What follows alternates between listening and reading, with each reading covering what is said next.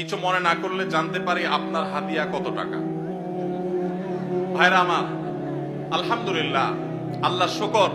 প্রথম কথা হলো যে ওয়াজ মাহফিলে বা দিনই কাজে, এমনি তো আমি ওয়াজ মাহফিলে যাই না। আপনাদের এলাকারই ভাই, কি নাম ওনার, হানিফ ভাই বোধহয়, হানিফ ভাই, উনি আমাদের অফিসে লোক পাঠাইছেন। তিনি বলতেছেন যে আমাদের অফিস থেকে লোক নাকি বলছে যে আমরা এই মাহফিল করব। এটা বহু কয়েক মাস আগের কথা, আমাদের মনে নাই। যেহেতু ভাই বলছেন, মুসলমান তো মিথ্যা বলবে না, তাহলে হয়তো আমাদের কেউ বলছে। আমরা সেই ওয়াদা রক্ষা করার জন্য আসছি। আসার ক্ষেত্রে আমি হানিফ ভাইকে আমার অফিস থেকে শর্ত দিয়ে দিছি যে মাহফিল করার পর আমাকে কোনো টাকা পয়সা, কোনো হাদিয়া দিবেন না। এই শর্তে আমি আসতে পারি। আলহামদুলিল্লাহ, ওনার সাথে আমার চুক্তি হয়েছে হানিফ সাহেবের কাছে, আমি খাবো না, কোনো হাদিয়াও নেব না। আলহামদুলিল্লাহ, আমি এখানে খানাও খাই নাই, হাদিয়াও নেব না, ইনশাল্লাহ চুক্তি করেই আমি আসছি। কোন জায়গায় কেউ যদি আমাদের পথ খরচ দেয় বা হাদিয়া দেয়, আলহামদুলিল্লাহ, আমরা যেখানে মানুষ খুব জোরাজোরি করে নেই। আর যদি কোনো মসজিদ মাদ্রাসা হয় বা দিনী প্রতিষ্ঠান হয়, সচরাচর আমরা চেষ্টা করি পথ পড়াটাও নিজের পকেট থেকে দিয়ে যাওয়ার। এটা যেহেতু প্রশ্ন খোঁচা মেরে করেই ফেললেন, সেই প্রসঙ্গে বলা, হানিফ ভাই এখানে উপস্থিত আছে, সাক্ষী উপস্থিত আছে, ওনার সাথে চুক্তি করা হয়েছে। যেহেতু মাদ্রাসার মাহফিল, মাদ্রাসার জন্য দুনিয়ার টাকা উঠানো লাগতেছে, একটা মসজিদ নাই, বাচ্চাদের থাকার জায়গা নাই, তাহলে এখান থেকে আমার হাদিয়া নেওয়া লাগবে কেন? আলহামদুলিল্লাহ, আমার চলার মতো ব্যবস্থা আল্লাহ তাআলা আমাকে দিয়েছে, যথেষ্ট দিয়েছেন। অতএব আপনারা বরং মসজিদের জন্য সহযোগিতা করবেন, জমির জন্য সহযোগিতা করবেন, করবেন তো ইনশাআল্লাহ। মাদ্রাসার ছাত্রদের থাকার ভালো ব্যবস্থা যেন হয়, সেজন্য সাহায্য করবেন, ঠিক আছে না ইনশাআল্লাহ?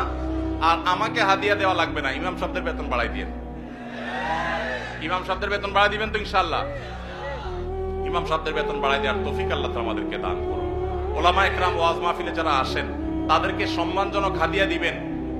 আমি নিচ্ছি না, আমার আলহামদুলিল্লাহ না নিলেও চলে, এবং মাদ্রাসার মাহফিল থেকে নেই না, অন্য কেউ জোর করলে হয়তো নেই। কিন্তু যারা অন্যান্য ভাইরা আসেন, ওয়াজ মাহফিল করেন, অনেকে আছে রাতে গাড়ি অ্যাক্সিডেন্টে মাহফিল থেকে যাওয়ার সময় পুরো গাড়ি শেষ হয়ে যায়, আছে না? অনেকে আছে গাড়ি অ্যাক্সিডেন্টে নিজে অসুস্থ হয়ে যায়, মারা যায়, রাত বিরাত জাগা লাগে। তাদেরকে সম্মান করবেন, কিন্তু এর মানে এই না যে চুক্তি করে লাখ লাখ টাকা ওয়াজ করে কামায়। এই ওয়াজ ব্যবসায়ীদেরকে আমি প্রশ্রয় দিতে বলি নাই, কিন্তু ওলামাদেরকে সম্মান করবেন। এখানে দুই দিক থেকেই সমস্যা আছে। হুজুরদের অনেকে যেরকম চুক্তি করে, এটা যেমন একটা সমস্যা, আবার ওয়াজ মাহফিলের আয়োজক অনেকে আছে অনেক ধান্দা করে, সেটাও একটা সমস্যা।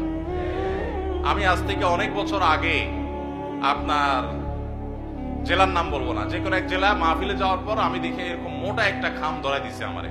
পরে যায় খুলে দেখি ওখানে টাকার সাথে বাকি সব কাগজ দিয়ে মোটা করে দিছে। এত নিকৃষ্ট মানুষও এই সমাজে আছে। তো এই জন্য সংশোধন বক্তাদেরও হইতে হবে, আয়োজকদেরও হতে হবে, শ্রোতাদেরও হওয়া লাগবে। শ্রোতারা ওয়াজে আসছেন কি জন্য? কিছু শুনে আমল করার নিয়তে। এই যে এতগুলো কথা শুনছেন, এগুলো আমল করতে হবে, ঠিক আছে না ভাই ইনশাআল্লাহ? যদি শুধুমাত্র ওয়াজ মাহফিলে আসেন তামাশা দেখার জন্য, তাহলে হবে না, আমল করার নিয়তে আসতে হবে। আয়োজকদের উদ্দেশ্য হবে আল্লাহর সন্তুষ্টি, আলোচকদের উদ্দেশ্য হবে আল্লাহর সন্তুষ্টি, এবং শ্রোতাদের উদ্দেশ্য হবে কি? আল্লাহর সন্তুষ্টি। আল্লাহ তাআলা আমাকে, আপনাকে, আমাদের সবাইকে ইখলাসের সাথে কাজ করার তৌফিক দান করুন।